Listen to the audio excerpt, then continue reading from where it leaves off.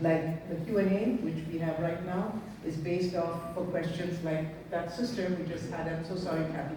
I couldn't get to you. They called me in the time, so inshallah. I'm sure you'll get your answers from this wonderful gentleman here and Brother Ramzi and Brother Yusuf, the other ones with the Q&A. Please. And after that, yes. we'll have the quiz. We have, after the quiz, we will have the lunch served, and if you are, when we are finished off here, the further instructions will be given. We have the Islam, after that we have the lunch at 12 and 12:40, and then we have the prayers as well. So you guys get to witness the prayers as well, and if you have further questions, please feel free to ask. Okay? Okay, we want to take the microphone, give it to them if they want to. Take it over. Yeah, she has a question. All right, go ahead. Okay, yeah, the microphone. We can use this. Yeah, she's fine. That's all right. The one that talks about the Quran, what the Quran has said is for the women can do. They can get a divorce, they can get their own jobs, they can have money, that all of this is out there, and yet there are some countries that that's not permitted. And or they've taken those things away from them, where they've said, no, you can no longer go to college, you can no longer get education. That's, and then is that Sharia? If that is so, is that man-made? Is that man-made? That's- Those are man-made? That's a very. Did you want to? I can. Go ahead. Okay. Go ahead. It's a wonderful question, and it's a great question, and it's sad as well that we even have to address this question. Repeat the question. Yeah. So the question has to do with if you look at the poster outside about the rights of women and the role of women in society, you find that there are many countries in the world that purport to be Muslim populations or even Islamic, that they're actively taking away those rights, right? They're preventing women from getting education and so on and so forth.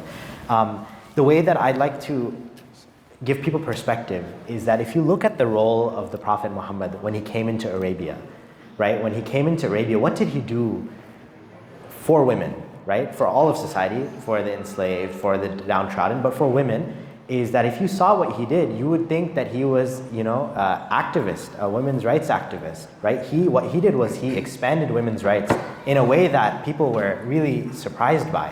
And so it's sad that today Muslims are viewed in many cases as people who are doing the opposite of that. If the spirit of Islam is there, it would actively be working for women's rights in many regards. For example, it talks about inheritance, right? Back then, Brother Ramzi said this the other day, that women were considered inherited. They were inherited. They didn't have right to inheritance, right? They were considered property, be passed around and so on and so forth. The Prophet Islam came to give them that right of inheritance back. One of the terrible practices that used to exist in Arabia, and this is one of the reasons we believe that the Prophet, peace be upon him, came to Arabia, is because they were so backwards. They were in fact backwards. One of the things they used to do is sometimes girls were considered not desirable.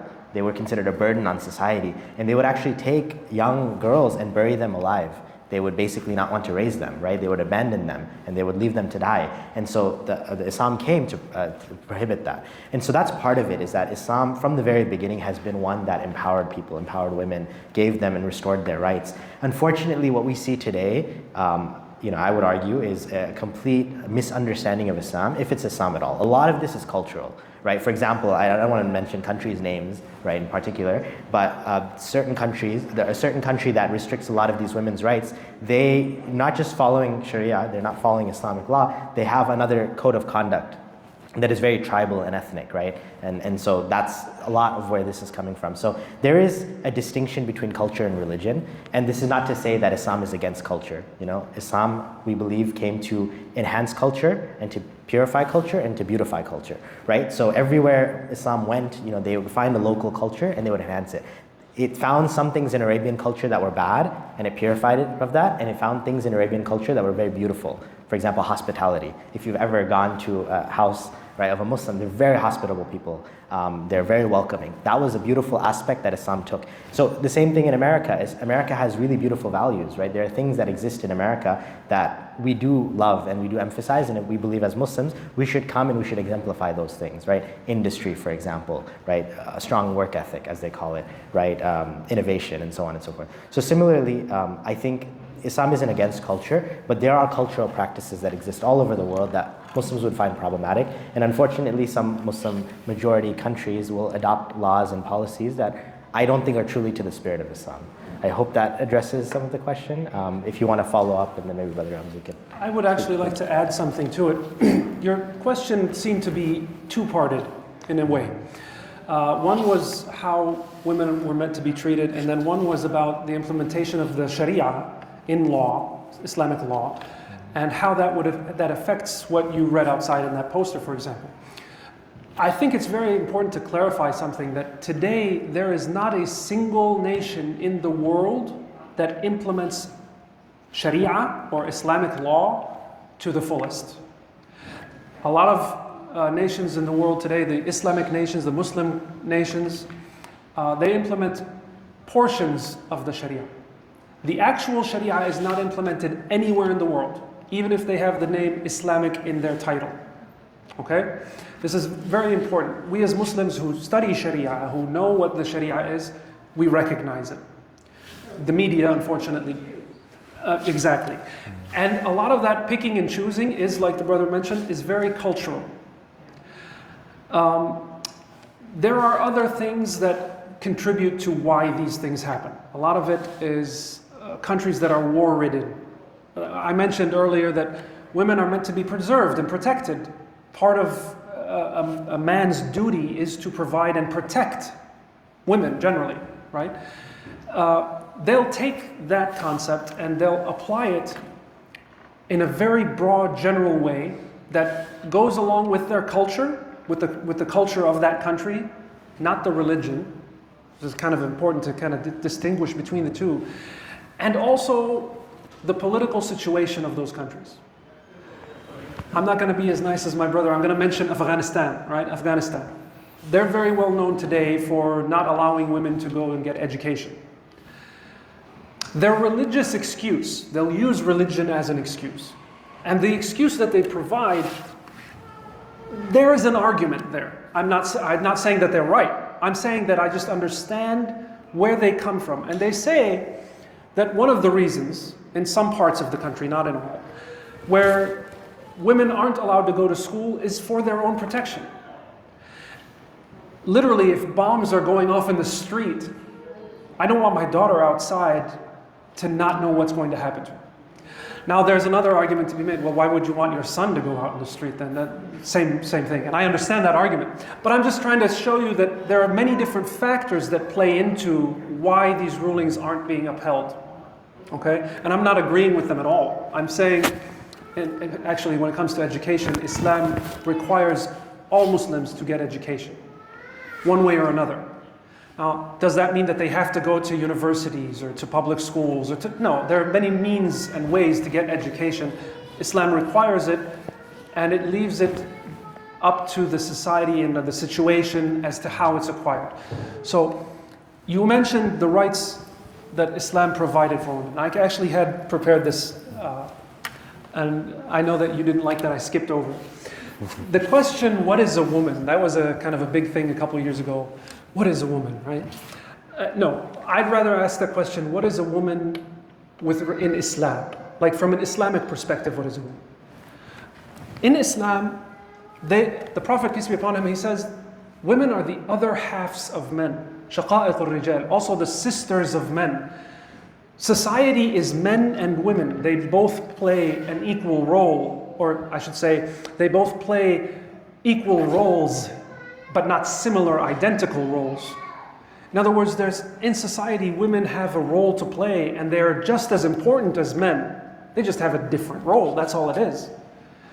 When we say men are meant to provide and protect, my wife, for example, she's responsible for the inside of the home. She's responsible for feeding and clothing and cleaning my children. and her children.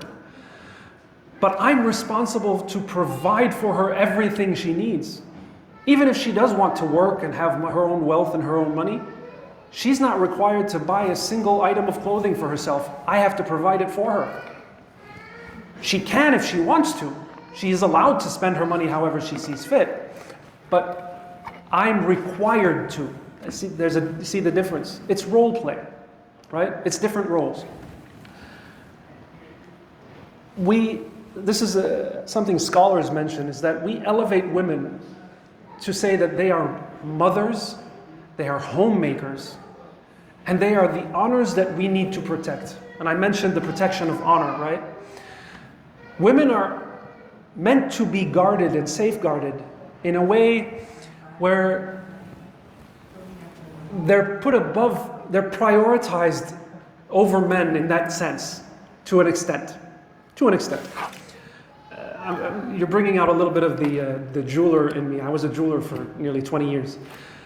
If you have a diamond ring, you use the gold in the diamond in the ring to hold and protect the diamond. Now, the purpose of that is that the diamond is valuable. That's what the gold is there to do. But if you compare gold to diamond, you'll realize that gold is actually soft and diamond is actually very, very durable. So logically, the diamond should be protecting the gold. But because of its value, the requirement, the role of the gold is to hold the diamond in place. And if anybody has any jewelry knowledge, what's the problem with using 24 karat gold, pure gold, to hold the diamond in place? You can bend it with your finger. It's too soft, exactly. So what do? You toughen it up a little bit, right? So that's the role that men have to play. We got to toughen up and protect our diamonds. So what do? You bring it down in carat, right? You go from 24 karat to 18 tops. You go down to 14, 10 karat to hold a diamond in place. Otherwise, it's just flimsy and pointless. And that's the way the relationship between a man and a woman is that a woman can do all these things. She can protect herself, possibly. She can. It's not about her not being able to. It's about that's her value and it's our duty to protect her. It doesn't mean that we're above them or better than them. This is a very important thing. And once people start to realize this, one of the biggest attacks against Islam and the Islamic ideology is the status of a woman in Islam. Third-class citizens, they have to cover themselves. Well, a woman has to cover herself. I have to pay for the scarf. It's roles. And that's kind of what the beauty of Islam is. To identify these roles. And then when you mentioned the things that Islam provided for women, gave women, the brother did a beautiful job. He mentioned Arabs at the time, they would bury their young daughters out of fear of them becoming, to bring them dishonor. This was a custom. Islam came and not only annihilated it just changed the tables on Islam, on women entirely. Islam did that. It allowed, from the very beginning, it gave women the right to vote. This happened 12 years after the death of the Prophet, where the votes were cast for the next caliph, Uthman. Women had a say in who became their next ruler. We're talking about allowing women to vote and give their opinion in politics as early, for voting specifically, as early as 12 years after the death of the Prophet. Education, we already talked about that one. Inheritance, brother mentioned, women used to be inherited. If somebody died, his sons got his wives that weren't their mothers. Right? That changed to the point where women became people who inherited from their husbands and from their fathers and sons and so on. Choice of marriage, this concept that forced marriages, right? Arranged marriages. Woman is not allowed to be married without her consent. She has to agree to the marriage. That it is an Islamic ruling. The marriage is not accepted otherwise. All right. Work and invest. We touched on that. The right to divorce. Abusive husband. Someone who takes advantage of her, takes her money. does things unjustly to her, she has the right to go to a judge and say, hey, look, I want to ask for divorce. Protection of property. Women are allowed to own property 1,400 years ago. I'd urge anyone to go and Google when women were allowed to own property or allowed to vote in the United States. How far back that goes. Owning property was allowed, and extremely allowed, back in the time of the Prophet, peace be upon him. And then positions in government. The first Muslim woman judge, and we mentioned this, and I said I was going to look up her name, and I did, and I forgot her name. Ya Allah. Shifa, right. She was the first Muslim judge appointed to judge disputes in the market, dealing mostly with men. 2 years after the death of the Prophet, peace be upon him. She stood up and said to the caliph at the time, who came up and said, look, we're going to unify dowry, right? In Islam, men who wanted to get married, they would go buy their wife from their father or from their previous husband. In Islam, no. The dowry is given to the woman. She decides how much she wants. She gets it. And that's to show that he's serious about marriage. And then he has to give her her rights.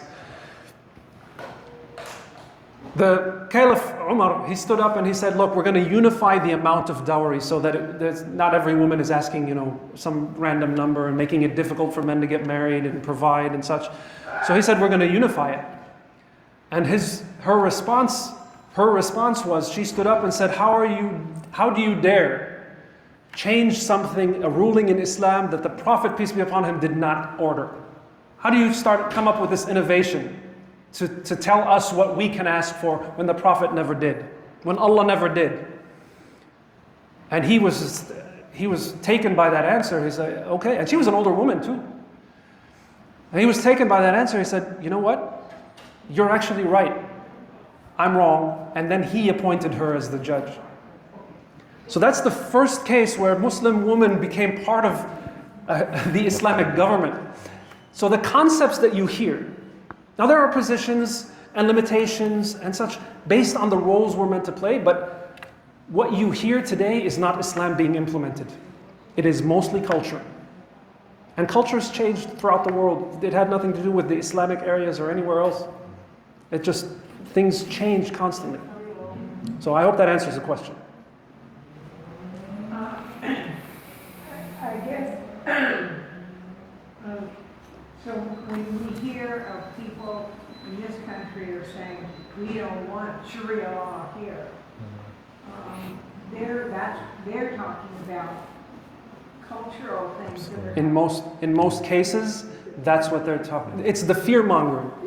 It's whatever you think you know about Sharia law that you get from I keep saying the terms because it's so common, Sharia law. It's Islamic law. Whatever you think you know about Islamic law or about Sharia in general, I want you to just ask yourself, where did I get that? How do I know that? And why? Why does the media tell me this and not this?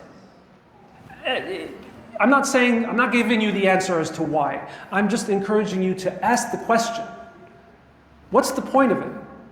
When you hear they're going to implement Sharia, they're going to not let women drive because some country somewhere doesn't let women drive. Is that really Sharia? How do we arrive at that? Why am I being told that specifically? We talk about education and the women's right to education. The oldest university in the world today that continuously exists till today is in Morocco. And it was established by a Muslim woman. The oldest university in the world. So women definitely have a right to our history.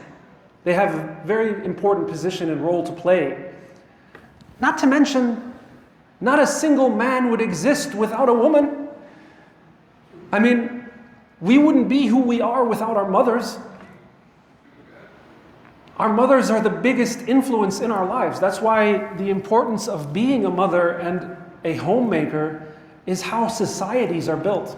So to focus on a woman saying, she should have a job, and neglect the importance of what it means to be a homemaker and a mother is misleading. I'm not saying women shouldn't have jobs. I'm not saying that at all. What I am saying is that don't take away from the importance of the main duty of a woman, which is that she is a mother and a homemaker, because that is what builds an entire society. You want to think? I think that's good. I just want to add a couple of points about what the brother said. Like if you look throughout Islamic history, women have held prominent positions. In fact, I just remembered that in the year 1200, like approximately, like early 13th century, we are talking what, 800 years approximately. Razia Sultan was a famous queen. She was the empress of the Indian subcontinent, which is modern day India, Pakistan, parts of Afghanistan, Bangladesh. It's a huge country, right? So, that's one example. Benazir Bhutto, she was Prime Minister of Pakistan. So you have, women, who had like positions of power. Right, and they were not just relegated to the home. So, Islam doesn't prevent women from, from being part of the society in terms of, whether it's political power or start a business like the prophets. Peace be upon him, his wife was a businesswoman, right, and she was the one that supported him initially, right, in terms of, where he didn't have a lot of support, right? So there, like, I can go on, like, I'm sure. The examples are many. Different topic, sure. Yeah. Can you say the very famous hadith that Prophet Muhammad said about mothers? Oh, that's... Go ahead. Do you know it?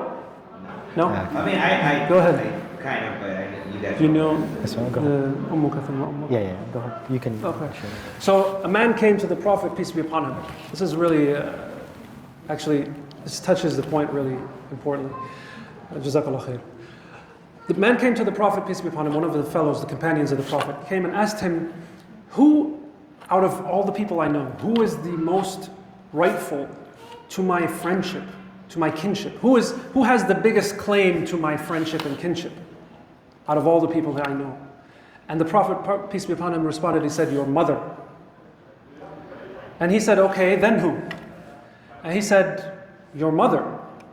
He said, okay, but then who? He said, your mother. He said, okay, then who? He said, your father.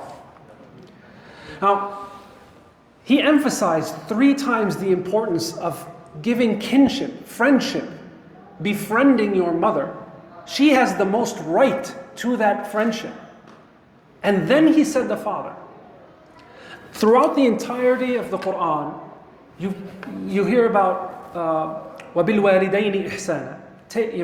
Being good to both your parents. It's both. I don't recall, I don't know if there is, but I don't recall anywhere in the Quran where it specifically speaks about the father. But right after the verses that say, the ayat that say, وَبِالْوَالِدَيْنِ إِحْسَانًا, and with your parents, give them alms, give them respect, rather.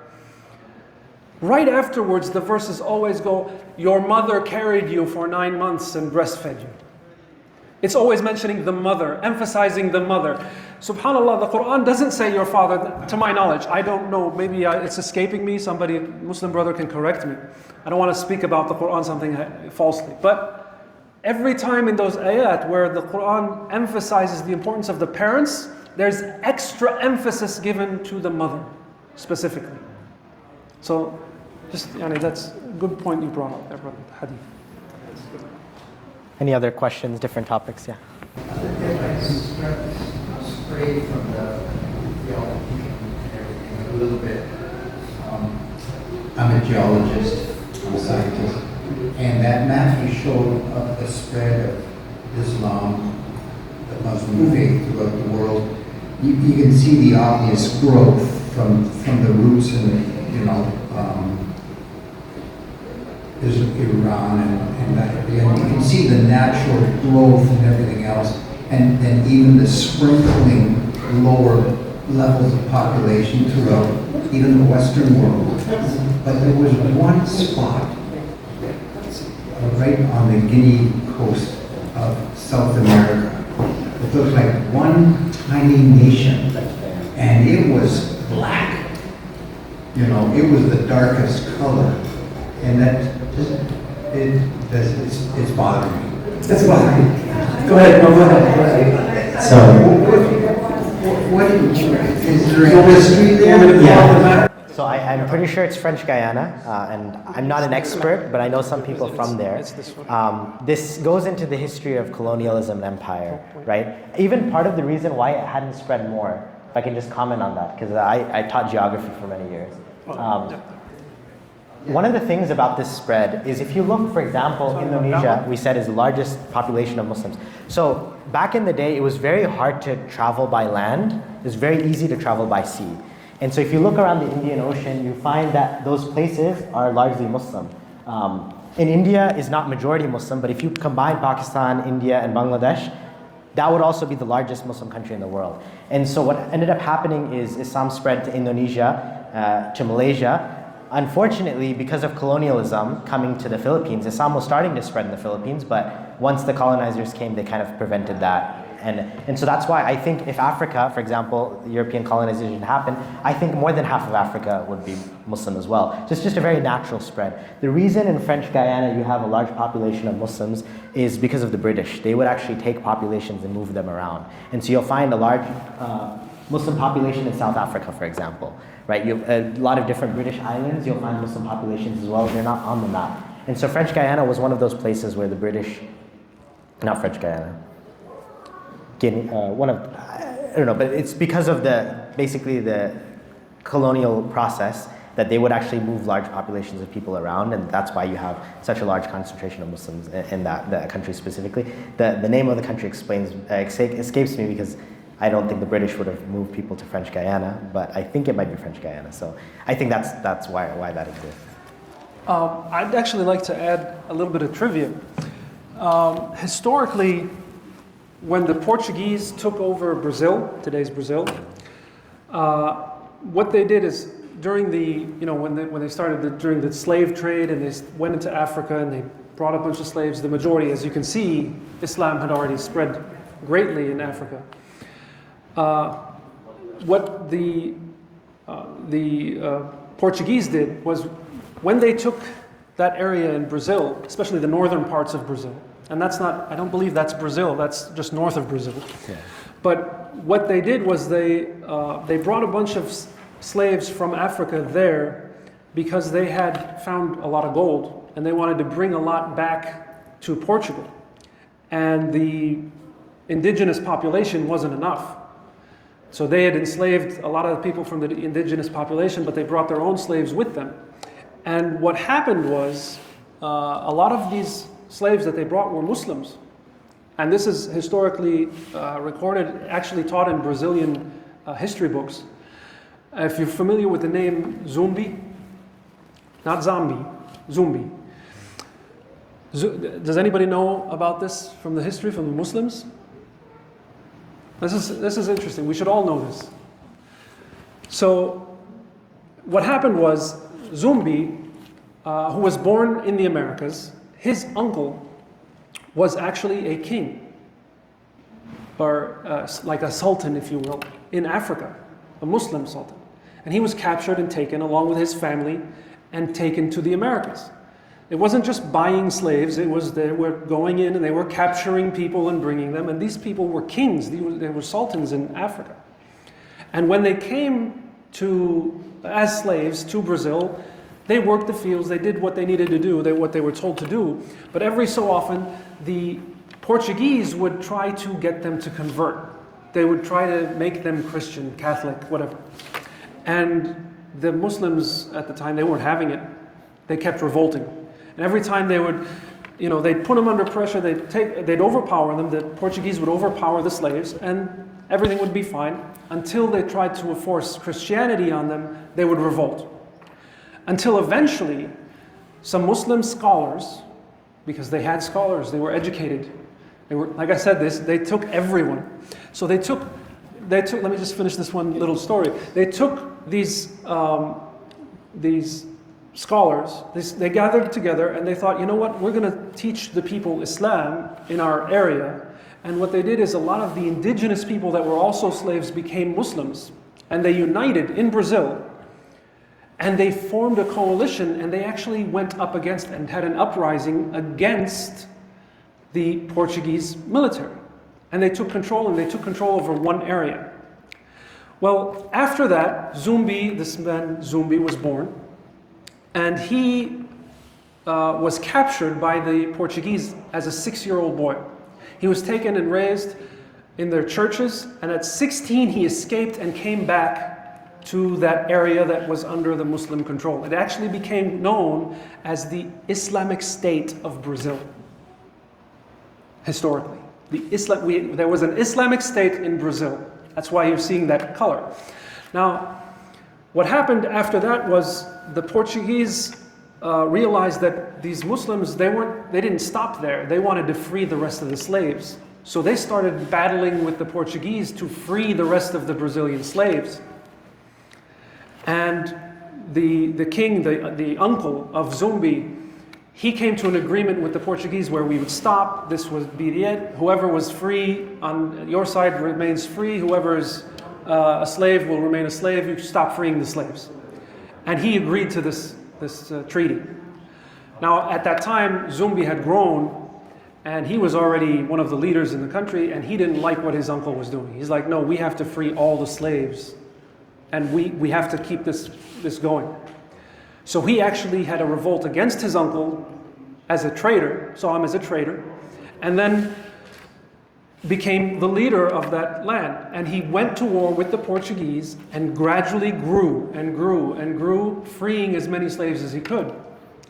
The Islamic State of Brazil stayed in power for almost a century. This is part of history we don't know about the Americas. Like, nobody talks about this ever. But there was an Islamic State of Brazil for just under a century, until the Portuguese went back to Europe, gathered their entire navy fleet, and came and attacked and then annihilated them. That's why you see that darker color in that area. That's why there's a majority Muslim. And today in Brazil there are statues made of Zumbi and his history. So you can look that up. It's good trivia. So and that's fascinating story. Yeah. So most people don't know this. Most Muslims don't know this story. Yeah, in fact, I was not aware of it. Not that I'm aware of everything, but at the same time, I also wanted to point out that Spain, the Spanish kingdom, was under Islamic rule for 800 years. So you don't see, that in the dark. But for 800 years prior to the Spanish Inquisition, which, by the way, was one of the most, brutal pogroms in history, where the Muslims who had ruled at 800 years and built a civilization, a magnificent civilization like the great palaces of Alhambra. You can go to Spain right at this time and you can view those magnificent palaces, civilization that was created. Right, but it all ended with Spanish Inquisition, right, where they were given a choice. Both Jews and Muslims to convert to Christianity or be expelled, or a lot of them, many cases were executed brutally. But that's like part of history that we don't, talk too often about that. That's like history and legacy. I think, do we have time? I think it's time for. Do we have another question? Like, if you have one question, we can. Yeah, no, I apologize. I think we are running 15 minutes late. All right, we'll allow one more question. Quick question. Yeah. After that, Why would you say there's so much misinformation about Islam? We said quick question. why misinformation? Why all the misinformation about Islam? To keep it quick, if Islam were to spread, if Islamic law were to be implemented, if the majority of people became Muslim and they wanted to implement Islam and rule by Islam and recognized how Islam would actually solve all their problems, then you'd be right to ask that question. It doesn't make sense that people are fear-mongering against Islam. The problem with something coming in and taking control in a system that is described the way Islam is described is that the people in power are always the ones who don't want to lose their power. See, in Islamic law, the caliph or the ruler or the people in government, they're not special. In fact, they're held responsible for these things. In Islam, the word for politics is siyasa, which comes from caretaking, sasa yasusu, to lead. Leadership, imagine the leadership of Moses, just to kind of bring it together, how Moses led his people versus what leadership is today. Kind of a big difference, wouldn't you say? The example of Moses is a lot closer to the example in Islamic rule. There's no hierarchy of people or position or power. People avoided historically. I mean, we mentioned Umar ibn al-Khattab, the second caliph. People wanted his son, who was also a very well knowledgeable person who was part of the politics. He was well educated in Islam. He had learned directly from the Prophet Muhammad, Abdullah ibn Umar. They wanted him to be the next caliph. And Umar ibn al-Khattab, the father, the caliph at the time, said to his son, if you come near politics, I will disown you. I don't want you anywhere near it. It is enough. This is his response. It is enough that one person from the Khattab family be held accountable on the day of judgment for this. You don't want this pressure. It's something you should be avoiding, not trying to get. Go ahead. I'd like to make a point, and this is cultural with everybody. People are afraid of things they don't understand, okay? The reason we don't have widespread nuclear industry creating electricity here in the United States is people don't understand nuclear physics, and therefore they are afraid of it. And anytime you hold a boat, not in my backyard, you're not going to build Hiroshima in my backyard. Right. Okay? People are always afraid of those things they don't understand. Right. Islam, not that the American education system is that great anyway, Islam is not a part of education of the young, okay? So therefore, people grow up not knowing how to spell it. Right. And when it comes out at a point in life when they make political decisions of a religious nature, they're not going to vote or side with things they don't understand. They're afraid of it. Right. And I think we see that in the media and just... Right. The fear mongering. That's life. Fear mongering is a big point here. And it's This is important. right. Because there's a bunch of people in this room right now, non-Muslims, that are learning about it as a faith, as a lifestyle, and Right. therefore understanding means acceptance. It's hard to fearmonger when there are people who have the knowledge of something. You can fearmonger a lot better when there's ignorance. So keep it out of the media, keep it out of people's eyes. Don't let them know what it is, so we can keep scaring them of it, right? So that's one of the big things. Sorry for interrupting, I think we're over time here. So we have an Islamic knowledge quiz coming up next, and let's see how we put your knowledge to test. We do have prizes afterwards, so please do your best, and that will be a great encouragement. So after that, you can continue discussions on the lunch table. So if you have any questions, that kind of biting questions or anything, please feel free to ask people around the table that you're sitting with. That would be great. Okay? Thank you. We're welcome to have any discussions or answer any other questions you guys have. You can ask anyone, pretty much. We actually preach